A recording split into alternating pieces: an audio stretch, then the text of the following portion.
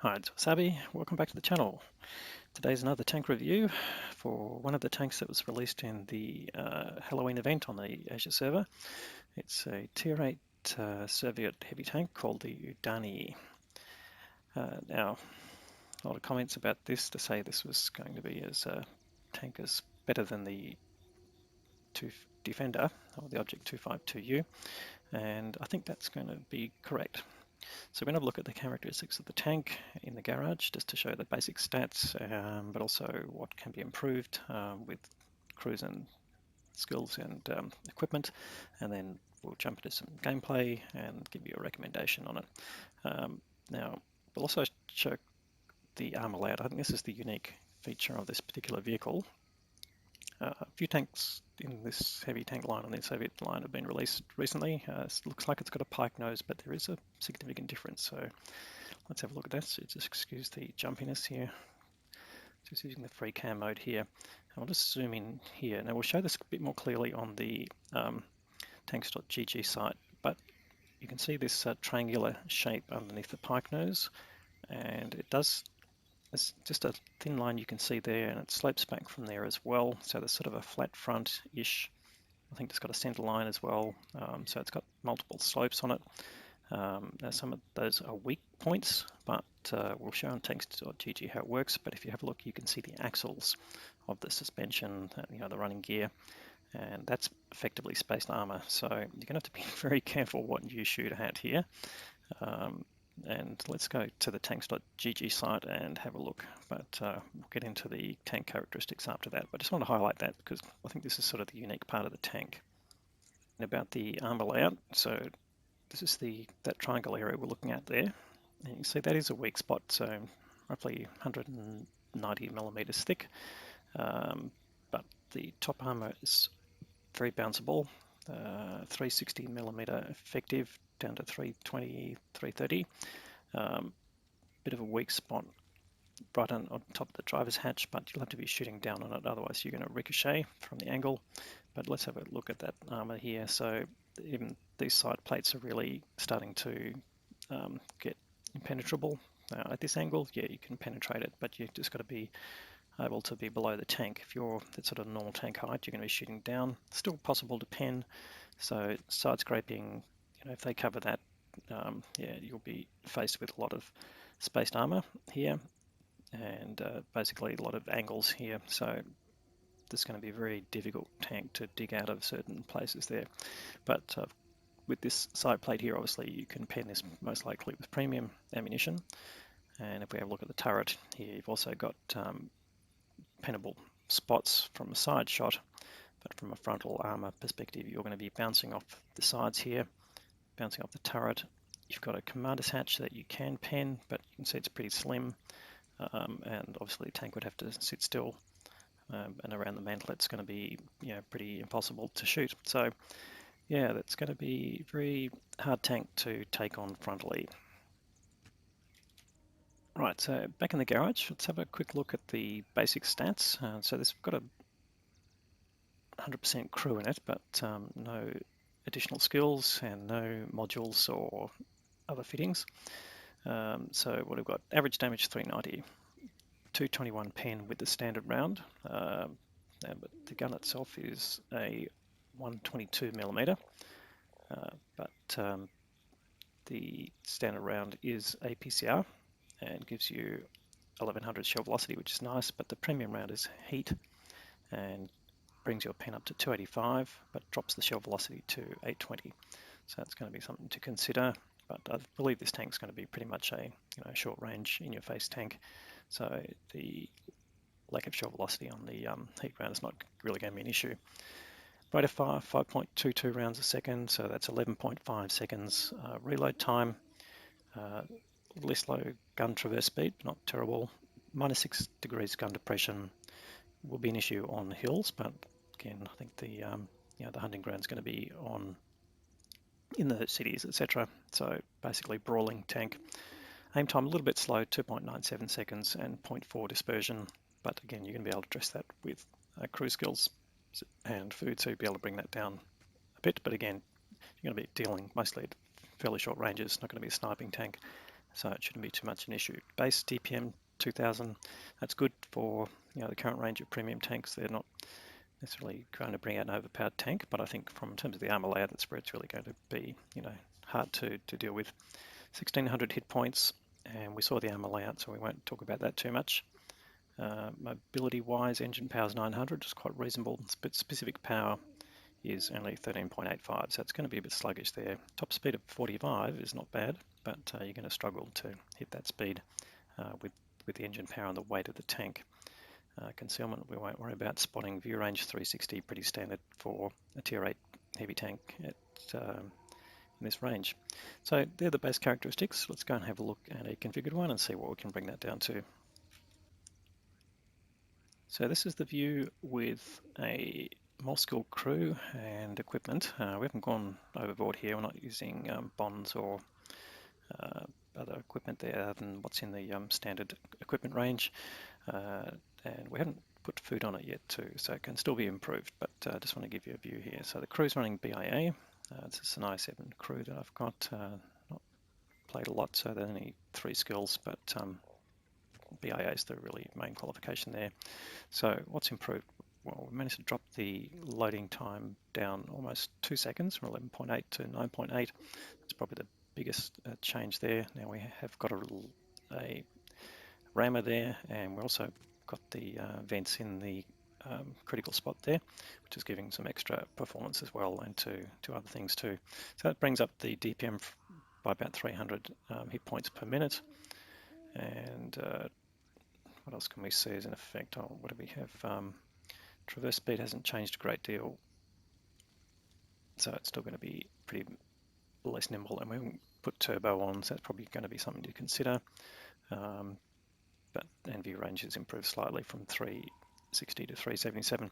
So in general, yeah, getting it into a more brawlable spot is probably what you're going to aim for. If you're going to be putting field mods on, you're going to be looking at the ones that basically improve your DPM, your reload time, and you might want to run hardening if you need to, but I think with this armor layout, at least until people get more familiar with it, you're going to be finding a lot of auto bounce shots there.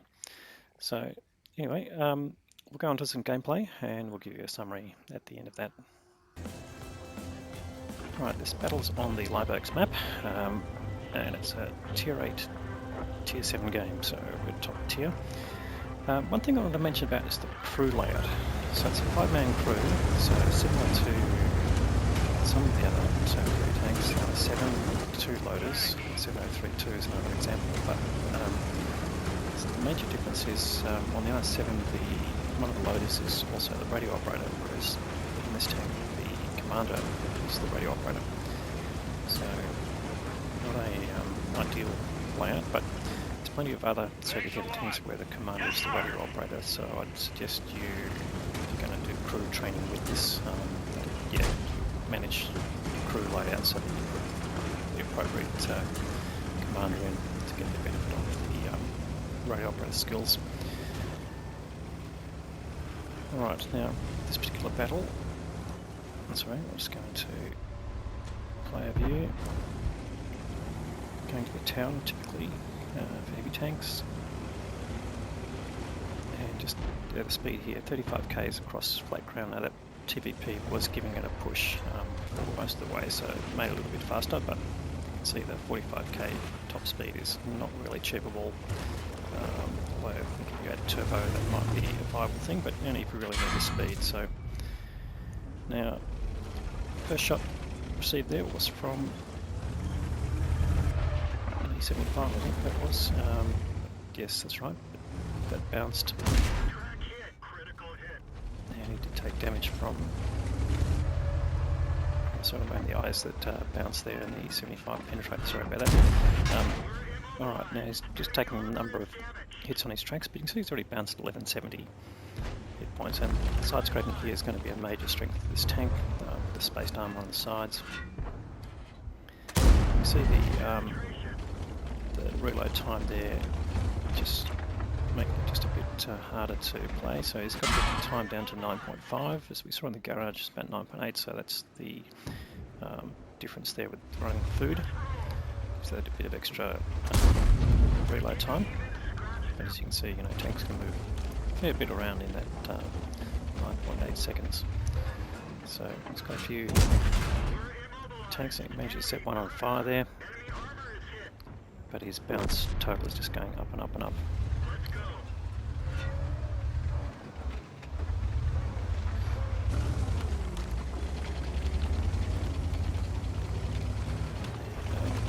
Push forward, we'll just check that target 2 is a bit problematic, but he can probably make up the ground to get a bit closer. I guess this make the map a little bit bigger. Yeah, it's more informative. So it's got a couple of heavy tanks ahead of him, the 703-2, the double barrel Tier 8 Soviet tank. The 75 TS is around there somewhere. There's also a few TDs, of course. In this area, relatively well protected, but just wants to sort them out. Alright, okay, now they've been spotted. So the 75 TS and the 703 are there, and he's still using standard rounds, but now he's closed the distance on this target 2. So it's going to be a bit of battle of the heavy tanks. And of course, he has now proxy spotted. There's an IS there. Just an opportunistic target there, no problem going through the rear of that IS, but that is loading the heat rounds to get the better penetration to do with these heavy tanks front on, and he's still got a rear shot on that IS. Not worth reloading at that point, you may as well use the shell in the gun, and the IS returns the favour, so a bit of bad luck to turn the tank at the wrong time.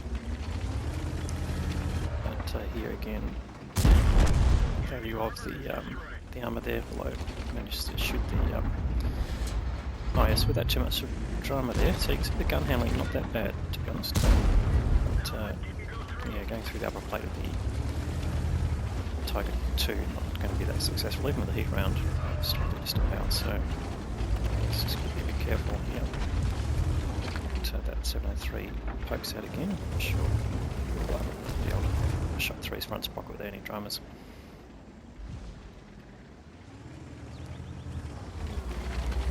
So you can see the bounce total going up to over 3,000 hit points, so it's nearly double the hit points of his own tank at this point. Just showing again the strengths of that armour layout. And there's the 703-2. It's a nice shot into it and gives him not much of his front plate there. And now he's just encouraging to push around. And bounces the shot coming in from the 703-2.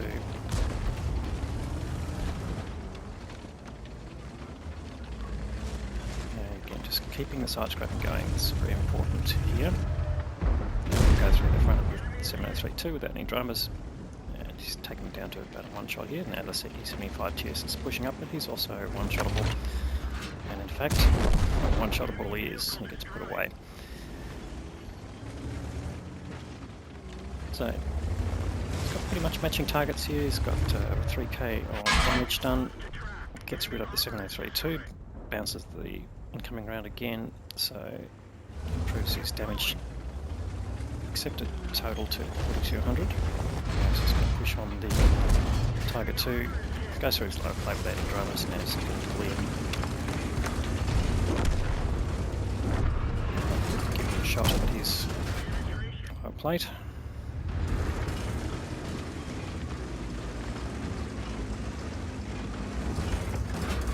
Careful not to bounce off the side, which he managed to do, so just wasting the heat rounds at this point, but I don't think there's going to be a problem in this game. There's really not that much left in terms of heavy tanks left. And now again we've got matching bounce and damage done totals. So this game's going to be a win, but it's more important really here just to illustrate the way this tank gets played. So you can see very much a brawling tank. Side scraping is its real strength there. And gunnery is not the main strength there. It gets rid of the Super Hellcat, but we've seen a few examples where he shot on the move and missed, and then waited for the aim to come in before shooting, and that's pretty typical of the Soviet heavy tanks. They're not great mobile shooters, you don't have gun stabilization, but now he just gets the shot to line up just turret rotation, no dramas, and managed to hit his target. So again, it's just going to be a question of technique with a large amount, and just with a large aim circle. Wasn't fully aimed in there, and that shot didn't go anywhere near, so really not surprising. Yeah, they're not really going to lose this match. They've got twice as many hit points as the enemy. So it's just going to be a matter of mopping up here. Yeah. Just keeping his gun towards where he thinks the enemy position is. And luckily that WOTCCASIA decides to run rather than fight. Could have taken a shot to the side of the turret, which more than likely would have penetrated.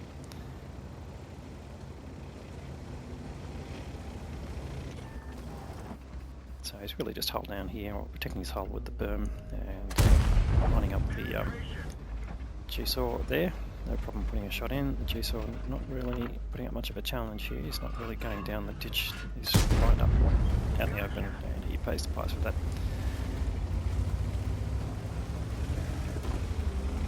And again, matching damage and bounce targets again, so over 5k damage done and over 5k damage bounced. But yeah, it's not really going to be successful going after this EBR. Unless that EBR gives him a really easy target. Puts a shot down range, but that wasn't anywhere near the target.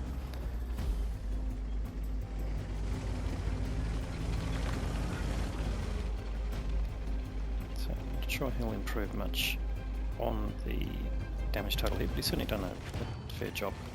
Go for one more shot here, I would say, the T-44. And he bounces off that. Now that's interesting. He's had to switch back to standard rounds, so that's part of it. And WOTCCASIA not managing to penetrate him, so that again is illustrative, but yeah, the standard round didn't go through the front of the T-44-100.